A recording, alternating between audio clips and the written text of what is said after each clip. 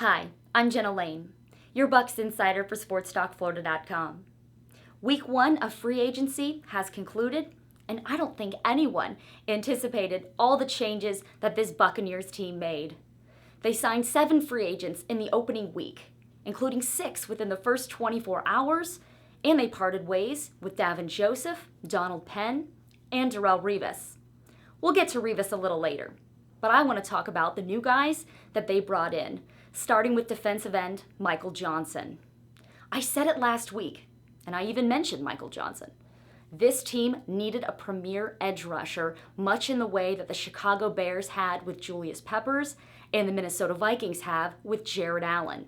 Now, if he can match the same type of performance that he had in 2012 when he had those double-digit sacks, he can be that dominant edge rusher that this team has longed for and is very much needed. After all, Gerald McCoy can't do it alone. They were able to get him at a pretty good deal, as well as defensive tackle Clinton McDonald, another signing that this team made.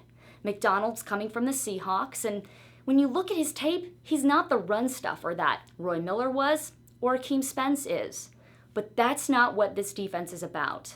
Lovie Smith's version of the cover 2 requires that the defensive line all swarms to the quarterback, which is why McDonald is a better fit than Spence or Miller in this case. And he had 5.5 sacks with the Seahawks last year, so he does have pass rushing ability.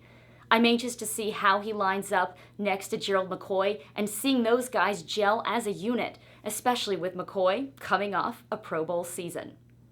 Now, the signing I am most excited about for a multitude of reasons was cornerback Alterron Werner. This ultimately allowed the team to part ways with Darrelle Revis, and I know a lot of fans aren't happy about that.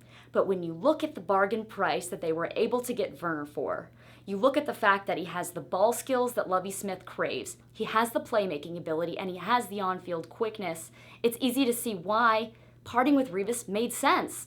I'd even argue that he's a better fit than Revis in this system. Werner led the AFC last year in interceptions, and he led the league in pass breakups. So certainly all the tools necessary to be a playmaker in this defense are there. And I'm convinced they might not be done with cornerbacks either. Stay tuned in our next video when we grade out the offense. With Sports Talk Florida, I'm Jenna Lane.